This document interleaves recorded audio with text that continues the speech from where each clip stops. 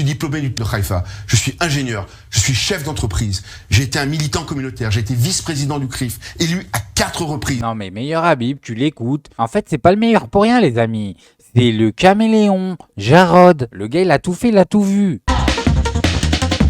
Bonjour à tous, j'espère que vous allez bien. Bon alors aujourd'hui les amis, on va parler du meilleur. On va parler de celui qu'on appelle meilleur Habib. On va se diriger sur la chaîne Twitter de Debunker News et elle va nous livrer une petite pépite. Voilà, aujourd'hui elle nous livre un petit bonbon, un petit M&M's, comme ça c'est gratuit. Les amis, vous pouvez y aller vous-même, vous allez constater. Tous les jours c'est un petit M&M's avec elle. Aujourd'hui elle nous sort meilleur Habib Souris 24 qui pète un plomb. Voilà les amis, il pète un plomb, vous allez voir ça, c'est incroyable, il devient fou. Il nous refait son CV de A à Z. Mais avant toute chose les amis, n'oubliez pas de liker cette vidéo, c'est super important pour le référencement. Bon allez on y va, on se regarde ça ensemble et on réagit.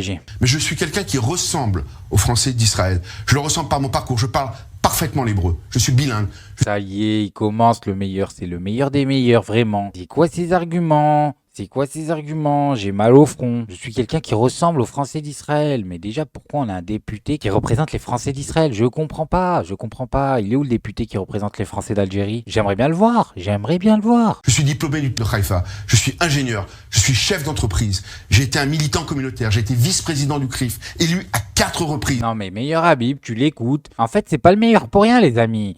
C'est le caméléon, Jarod. Le gars, il a tout fait, il a tout vu. Mais aller au coiffeur, ça, sacrilège, frérot. C'est abusé, c'est abusé. Ses cheveux, il y a un problème. Il les lave pas. J'ai été aussi un militant. Vous savez, l'extrême droite, je l'ai combattu dans ma jeunesse. Je l'ai combattu avec mes...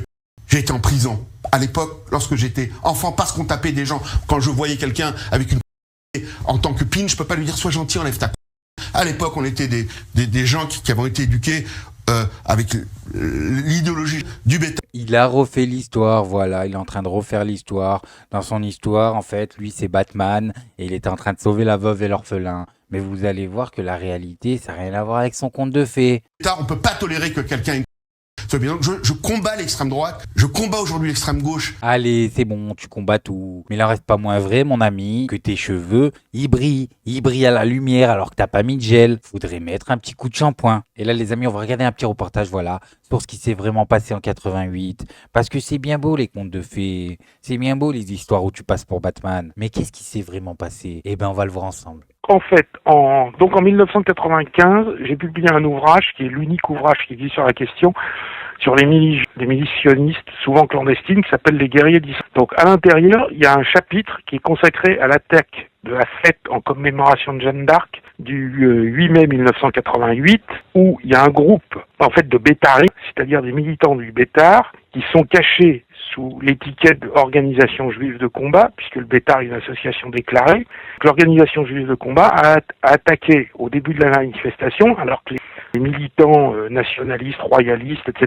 se préparaient. Donc ils ont attaqué à coups de manche de pioche, de poing américain, etc. Il y a eu 8 personnes qui ont été gravement blessées, dont une très gravement blessée. Alors il se trouve que figure à l'intérieur. Et là, les amis, quand il vous dit il y a eu 8 personnes blessées et une très gravement blessée, ce qu'il oublie de vous dire, et pourtant pour moi c'est plus qu'important, c'est le point primordial. Il ne faut pas oublier ce point. C'est que la 8e personne, la personne qui a été le plus blessée, elle avait 70 ans, plus de 70 ans, les amis. Plus de 70 ans. C'était un papy. Ils l'ont mis 2 semaines dans le coma. De ce livre, un certain nombre de documents, c'est-à-dire notamment le rapport d'arrestation d'un certain nombre des personnes qui avaient été interpellées par la police au moment de cette attaque, et il figure, comme vous le voyez sur l'écran, puisqu'on vous reproduisait le PV de police, le rapport de police qui figure à l'intérieur, il y a un monsieur, Meir Habib, né le 28 avril 1961 à Paris 12e, fils de Roger Habib et de Iliane Choua, ingénieur.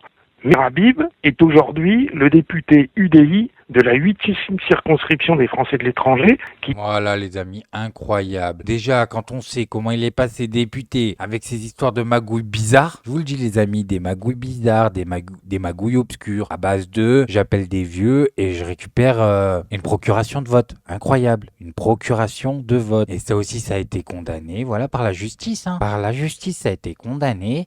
Et tout le monde s'en bat les couilles. Qui englobe Israël. Et ce détail, qui n'est pas vraiment un détail, qui montre qu'un député français était un gros bras qui appartenait à des milices clandestines, qui agressait des personnes innocentes, est aujourd'hui un député UDI, c'est-à-dire avec l'aval de M. Borloo et avec l'aval de M.